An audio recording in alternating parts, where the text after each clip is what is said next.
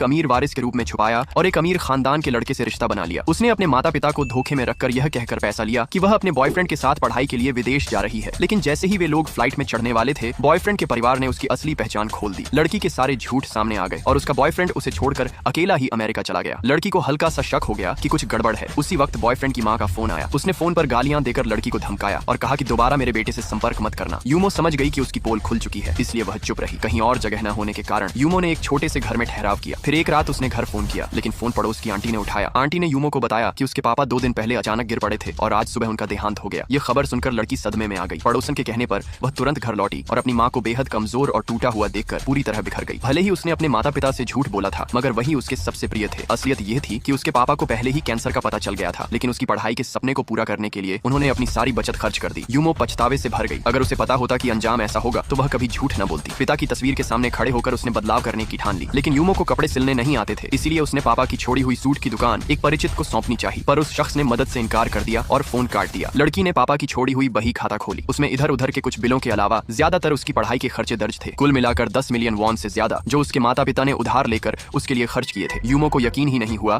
कि उसने इतना पैसा खर्च कर दिया था। उसने निश्चय किया कि वह सियोल जाकर काम करेगी और कर्ज चुकाएगी। जाने से पहले उसने पड़ोस की आंटी से कहा कि वह उसकी माँ का ख्याल रखें। फिर उसने सूट की दुकान पर फॉर सेल का बोर्ड लगा दिया। माँ ने हाथ के इशारों से उसे भरोसा दिलाया कि चिंता मत करो। बस में बैठते समय लड़की ने अपनी माँ की ओर इशारे किए, माफी मांगते हुए कि वह उनकी देखभाल नहीं कर पा रही है। सियोल पहुंचने के बाद क्योंकि उसके पास कोई डिग्री नहीं थी, उसे केवल पार्ट टाइम नौकरियां करनी पड़ी। वह गर्म रसोई में हैमबर्गर पैटी सेंकती, ब्रेक में पार्किंग लॉट गाइड का काम करती और रात को कन्वीनियंस स्टोर में नाइट शिफ्ट करती। मेहनत और काम के सहारे वह कर्ज चुकाने लगी। हर दिन काम के बाद वह पूरी तरह थक जाती थी। यूमो भी आसान काम चाहती थी, लेकिन हर जगह डिग्री की शर्त थी। तभी उसे अचानक एक ऐसी नौकरी मिली जिसमें डिग्री की जरूरत नहीं थी। मोरे कलेक्शन नाम की कंपनी भर्ती कर रही थी। उन्हें बस 20 से 30 साल की लड़कियों की जरूरत थी। यह देखकर यूमो को खुशी हुई और वह तुरंत दिए गए पते पर पहुंच गई। उसी समय वहां से एक लग्जरी कार गुजरी और उसमें से उतरी अमीर लड़की ही मोरे कलेक्शन की इंचार्ज थी।